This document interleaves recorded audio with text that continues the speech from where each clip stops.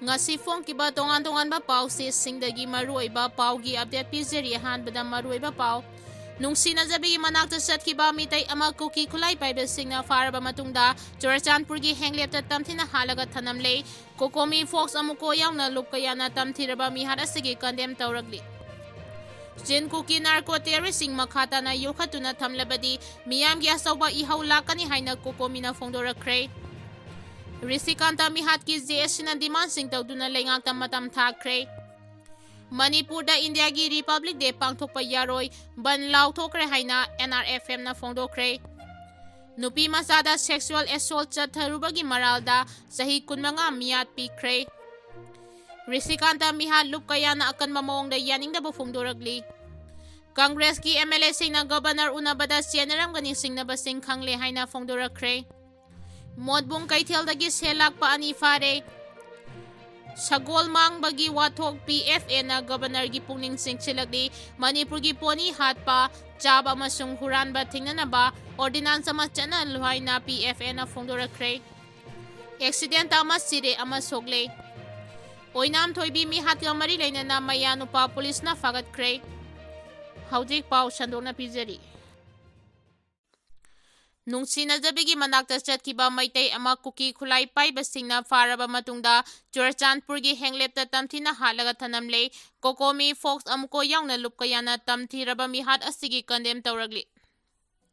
Manipur da thogliba kangluki irang asi tamna nemtharaktuna tangduleitaba phibam lakba hauraba matam asida yamna thamoi sokpa thaudok amada nungsinajabigi manakta chatkiba Meitei nupa ama nahanumidang wairam pung 3:30 rom tarakpa aduaida Kuki khulai paiba terroristing faduna pukraba matung Nongmei Kapnaba Hatkhre mihatina hatpikraba miyoi adu Kaksing district ki manung chanba Kaksing khunaudagine maming na mayang lambam Rishikanta atopa maming na ginmin thang apokpa giming tombi kawi mahak Nepal da thabak tawraga lebane mahaka nungsinajabbi aduna Churachandpur district ki tuibongdagi singnu haukip kawi asi bhaksang adu police na thaudok thokpamdagi Laukhatlaba matungda Churachandpur District Hospital da pukhatkraba matung ngarang numidang Rims ki Miral Changda Kaksing Police na purakre Rishikanta gi imong manung yauna tongan ba source singdagi phangba pawgi matung ina makhoi ani asi Manipur da irang thokjingai mamangdagi hauna pakhang laisa oibagi nungsinajabagi mari leirakibani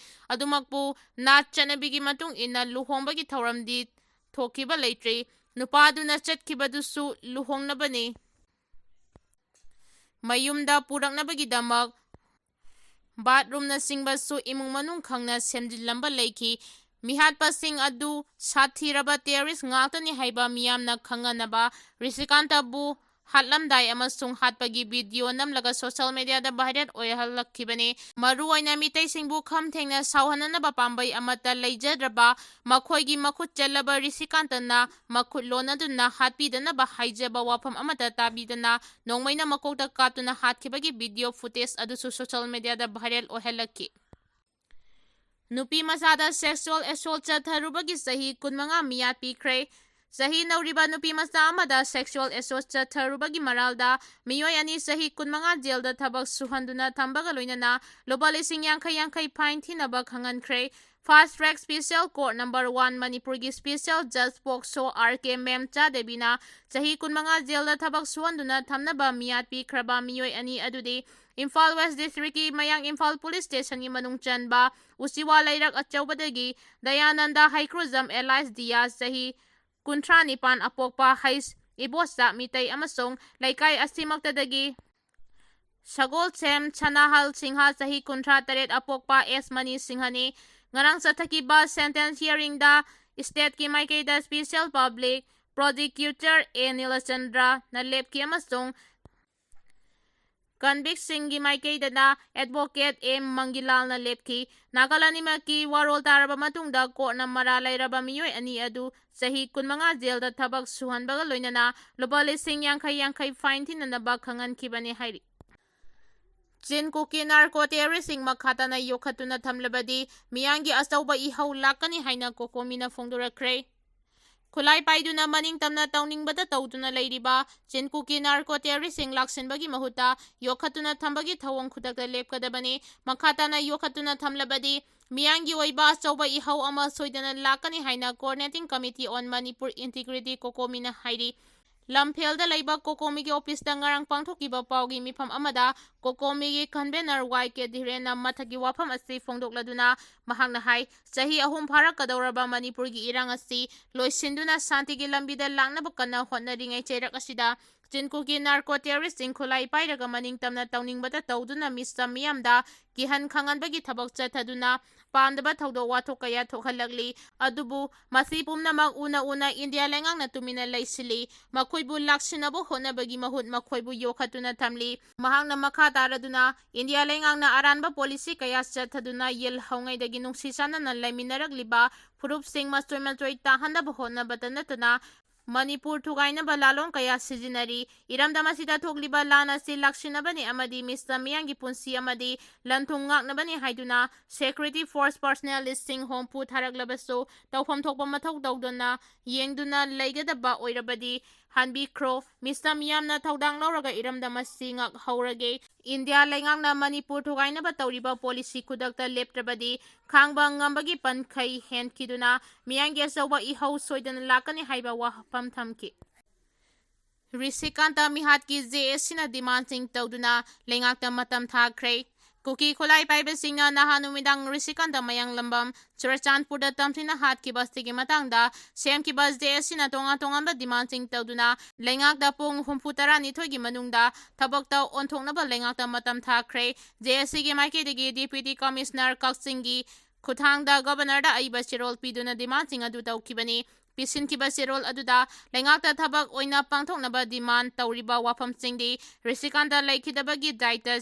ꯆꯤꯡꯅꯨ ꯍꯥꯎꯀꯤꯞꯅ ꯄꯨꯒꯗꯕꯅꯤ ꯑꯃꯗꯤ ꯃꯍꯥꯛꯄꯨ ꯐꯥꯗꯨꯅ ꯊꯤꯒꯠꯄꯒꯤ ꯊꯕꯛ ꯆꯠꯊꯒꯗꯕꯅꯤ꯫ ꯃꯤꯍꯥꯠ ꯑꯁꯤꯒꯤ ꯑꯆꯨꯝꯕ ꯋꯥꯌꯦꯜ ꯑꯊꯨꯕ ꯃꯇꯝꯗ ꯐꯪꯍꯟꯕ ꯉꯝꯅꯅꯕ ꯀꯦꯁ ꯑꯁꯤ ꯅꯦꯁꯅꯦꯜ ꯏꯟꯚꯦꯁꯇꯤꯒꯦꯁꯟ ꯑꯦꯖꯦꯟꯁꯤ (NIA)ꯗ ꯁꯤꯟꯅꯒꯗꯕꯅꯤ꯫ ꯔꯤꯁꯤꯀꯥꯟꯇ ꯍꯥꯠꯄꯗ ꯆꯦꯟꯅꯕꯁꯤꯡ ꯃꯁꯛ ꯈꯪꯗꯣꯛꯇꯨꯅ ꯃꯈꯣꯏꯕꯨ ꯐꯥꯔꯒ ꯂꯣꯒꯤ ꯑꯣꯏꯕ ꯑꯀꯟꯕ ꯆꯩꯔꯥꯛ ꯄꯤꯒꯗꯕꯅꯤ꯫ ꯑꯁꯤꯒꯨꯝꯕ ꯃꯤꯍꯥꯠ ꯑꯃꯨꯛ ꯍꯟꯅ ꯊꯣꯛꯇꯅꯕ ꯃꯅꯤꯄꯨꯔ ꯂꯩꯉꯥꯛꯅ ꯑꯀꯟꯕ ꯊꯕꯛ ꯂꯧꯈꯠꯀꯗꯕꯅꯤ꯫ ꯀꯨꯀꯤ ꯃꯤꯂꯤꯇꯦꯟꯁꯤꯡꯒꯤ ꯃꯊꯛꯇ ꯈꯨꯗꯛꯇ ꯆꯤꯡꯒꯤ ꯂꯝꯗ ꯄꯥꯛ-ꯁꯟꯅ ꯑꯣꯄꯔꯦꯁꯟ ꯆꯠꯊꯒꯗꯕꯅꯤ꯫ ꯃꯔꯤ ꯂꯩꯅꯕ ꯗꯤꯁꯇ꯭ꯔꯤꯛ ꯑꯦꯁ.ꯄꯤꯒꯤ ꯃꯊꯛꯇ ꯗꯤꯁꯤꯄ꯭ꯂꯤꯅꯔꯤ ꯑꯦꯛꯁꯟ ꯂꯧꯒꯗꯕꯅꯤ ꯑꯃꯗꯤ ꯇꯥꯜꯂꯤꯕ ꯗꯤꯃꯥꯟ ꯑꯁꯤ ꯄꯨꯡ 62ꯒꯤ ꯃꯅꯨꯡꯗ ꯊꯕꯛꯇ ꯑꯣꯟꯊꯣꯔꯛꯇ꯭ꯔꯕꯗꯤ ꯖꯦ.ꯑꯦꯁ.ꯁꯤꯅ ꯂꯝꯗꯝ ꯑꯁꯤꯒꯤ ꯁꯤ.ꯑꯦꯁ.ꯑꯣ ꯑꯃꯗꯤ ꯃꯤꯌꯥꯝꯒ ꯂꯣꯏꯅꯅ ꯑꯀꯟꯕ ꯈꯣꯡꯖꯪ ꯆꯪꯁꯤꯜꯂꯒꯅꯤ ꯍꯥꯏꯔꯤ꯫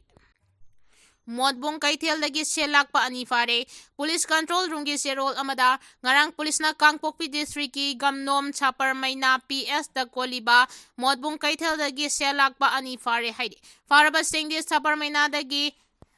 ꯀꯥꯏꯈꯣꯆꯣꯟ ꯀꯤꯞꯒꯦꯟ ꯆꯍꯤ 18 ꯑꯃꯁꯨꯡ ꯑꯁꯥꯝꯒꯤ ꯀꯥꯔꯕꯤ ꯑꯪꯂꯣꯡꯗꯒꯤ ꯍꯧꯖꯤꯛꯅ ꯀꯥꯡꯄꯣꯛꯄꯤꯒꯤ ꯖꯥꯡꯅꯣꯝꯈꯨꯜꯗ ꯂꯩꯔꯕ ꯀꯥꯏꯁꯩ ꯈꯣꯡꯁꯥꯏ ꯆꯍꯤ 12 ꯀꯧꯏ ꯍꯥꯏꯔꯤ꯫ ꯔꯤꯁꯤꯀꯥꯟꯇ ꯃꯤꯍꯥꯠ ꯂꯨꯞ ꯀꯌꯥꯅ ꯑꯀꯟꯕ ꯃꯑꯣꯡꯗ ꯌꯥꯅꯤꯡꯗꯕ ꯐꯣꯡꯗꯣꯔꯛꯂꯤ꯫ ꯀꯛꯆꯤꯡ ꯗꯤꯁꯇ꯭ꯔꯤꯛꯀꯤ ꯀꯛꯆꯤꯡ ꯈꯨꯅꯧ ꯎꯆꯥꯟ ꯃꯈꯣꯡ ꯂꯩꯀꯥꯏꯗꯒꯤ ꯃꯌꯥꯡꯂꯝꯕꯝ ꯔꯤꯁꯤꯀꯥꯟꯇ ꯆꯨꯔꯆꯥꯟꯄꯨꯔꯗ ꯇꯝꯊꯤꯅ ꯍꯥꯠꯈꯤꯕꯒꯤ ꯊꯧꯑꯣꯡ ꯑꯗꯨ ꯇꯣꯉꯥꯟ-ꯇꯣꯉꯥꯟꯕ ꯂꯨꯞꯁꯤꯡꯅ ꯑꯀꯟꯕ ꯃꯑꯣꯡꯗ ꯌꯥꯅꯤꯡꯗꯕ ꯐꯣꯡꯗꯣꯛꯅꯔꯛꯂꯤ꯫ All Manipur united club organisation ꯑꯃꯨꯀꯣ, Poirei Leimarol Meira Paibi Apunba Manipur (PLM-PAM), all Manipur women voluntary association,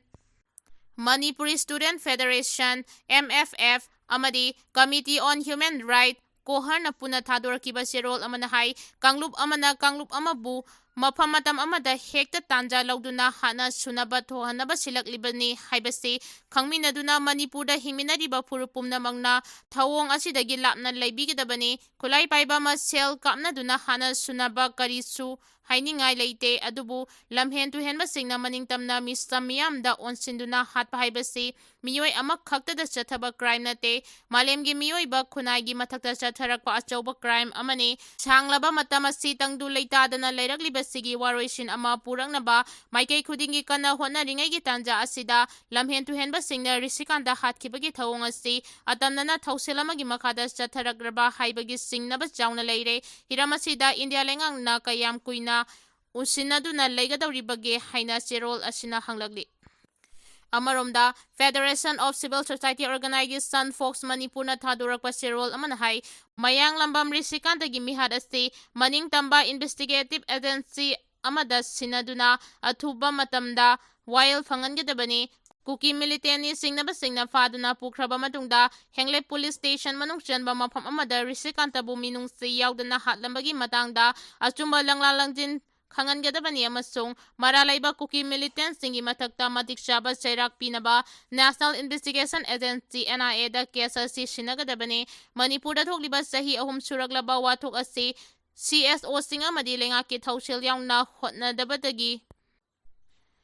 Manipur da thokliba sahi ahum churaglaba wathok asi CSO singa madi lenga ki thausil yauna hotnabadagi tamna mahausagi ingtapa phibamda hanjillakpagi tangkak amada laklabaso kanagumba miyoi kharana marakta thokaningdaba thaudok seng thokhanduna Manipur da ingtapa hanjillaktanaba atamnana hotnarabra haibagi singnaba leire hairi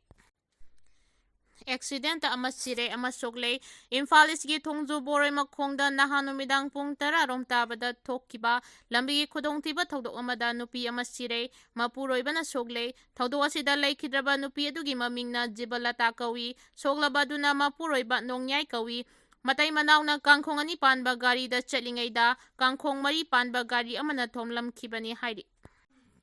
Congress ki MLA singna governor unabada generanggani singnaba sing khangle haina phongdorakre Kuki militani singnaba singna Chorchanpurda mihatina hatok pikraba mayang lamam Rishikanta gi JSC amasung MP Dr. Angomcha Bimola Koijam sungno SC MLA Kangu Jam Ranjit amasung Khundrak Pam SC MLA Thoksom Lokeshwar na mihada sigi matangda Lok Babanda ngarang numinang wairam governor ga unakre unaduna wari sanakibaduda Rishikanta mihata senaba singi matakta likhuli bahaure General magani singnaba singkhangle thaudok asina anauba turning point ama oihangani haina governor gi maikedagi phongdorakhibani haina MP Bimolna paumi singda paudamkhre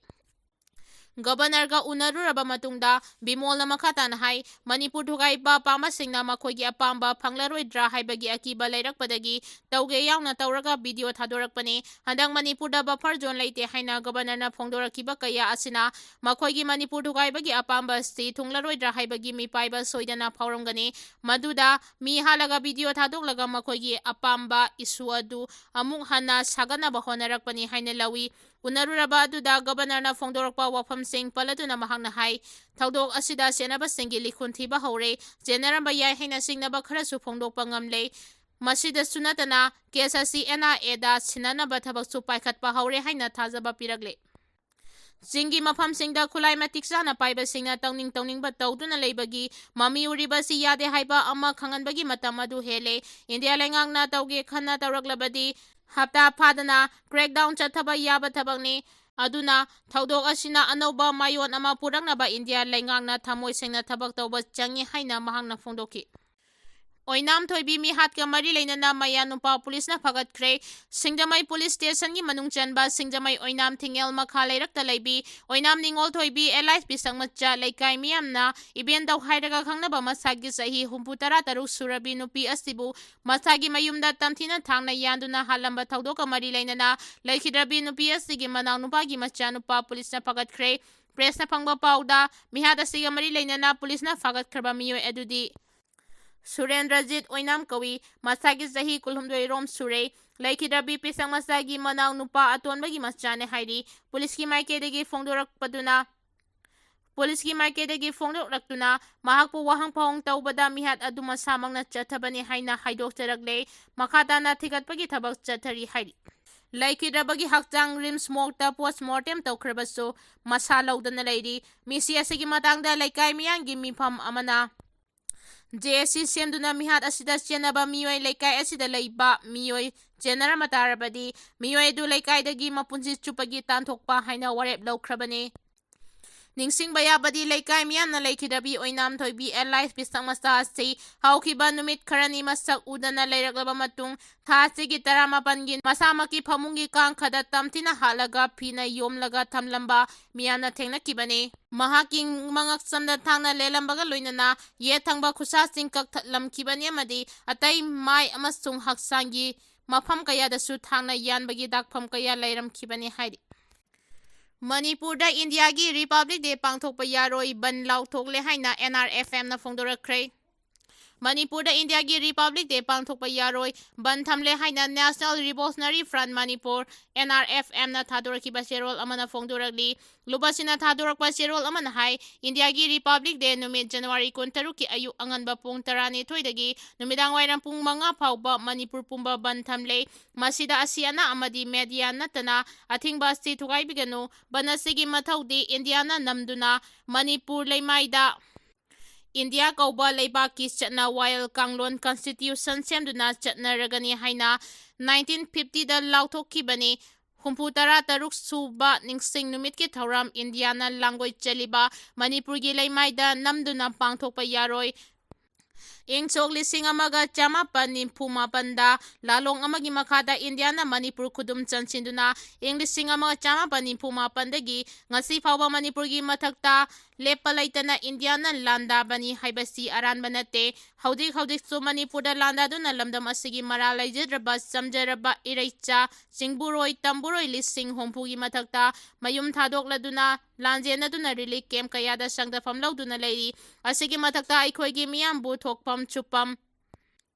masigi mathakta aikhoigi miyambu thokpam supam changjapam pidana langoi chanduna thambiri irang kaya sakatuna leptana miyambu leita handana thamli lan chathari iramda Manipur da landariba laibak amagi masak nairaba numit asi Manipur singna makhoigi ningsing thauram pangthupa madi saruk yabagi wahanto karino India gi adugumba masak naiba numit singdasu thaubu oigadaba iraicha sing nareibak naramdamda maningtamna chachaba ngamlabra ngamdaba oiragana kanana naramdamda chatpada ngamdaba oiragana kanana naramdamda chatpada maningtamham ngamdaba oiragana kanana naramdamda chatpada maningtamhandribano namthage yauna namtharabra aikhoina aikhoibu namthariba makhoigi oiba thauramsing pangthokpa haibasi chumna khurumdabagi namthage yauna namtharabra aikhoina aikhoibu namthariba makhoigi oiba thauramsing pangthokpa haibasi chumna khurumbadagi hendoktuna makhong supibani lawi haina serol sina hairagli Sagol mangi wathokta PFA na governor gi pungning sing silakli Manipur gi poni hatpa chawa masung huranba thingnaba ordinance ama chatnahalo haina PFA na phongdorakhre Manipur da poni hatpa yonba masung chaba thingnabagi ordinance ama chatnahanbiyo haina People for Animals Manipur na Manipuri governor Ajay Kumar Bhala da aiba serol ama pisinduna wakatkre People for Animal Manipur gi managing Laurengbam Bisorjit Meitei na khudek piraga governor da pisin kiba wakat cherol adugi matung ina poni asi isam tamba sa ama oina loba yade Manipur gi identity history tradition gi khudam oiriba miyamna lanariba sa makhal amani state asigi mafam kharada miyoi kharana poni huralaga sadong chananaba yolabra haibagi matangda pau che kharada phonglakiba report adu nungnangba pongningaini report aduna maram oiraga miyangi pongningda chawna nungnangba pokhanaba loinana report aduna maram oiraga miyangi puningda chawna nungnangba pokhanbaga loinana ningba kaihele malem sinba thungna maming chetlaba polo masanaga mari lainariba ponibu thausadaba tawroidabane miyamna latnariba poni hatpa yonba masung chabagi thawong chatharaklabadi lamdamasida khundariba miyamgi ikai khumnaba mangba oina thokani Mamangdagi hauna latnaduna laklaba sama kalasibu huranba yonba natraga sadong chabagi thawong chatharakpada Manipur gi miyamna yaba ngamloi thawong asina hanadagi masing hantharaklaba Manipur gi poni gi kanglop manghan khinabagi asoba maram ama oirakpa yai Bharatiya Nyaya Sahistya 2023 Prevention of Cruelty to Animals Act 1960 amasung Food Safety and Standard Act 2006 yauna leibak asida chatnariba tungan ba law singi mayokta chatharakpa thawong sing khudakta thingpham thoi tanglaba sama khalasi yokhatnabagi pandamda akhanaba thawrang ama laukhatpaga loinana matam pumbagi oina poni huranba yonba masung sadong chaba thingnabagi thawrang laukhatpam thoi haina phongdoki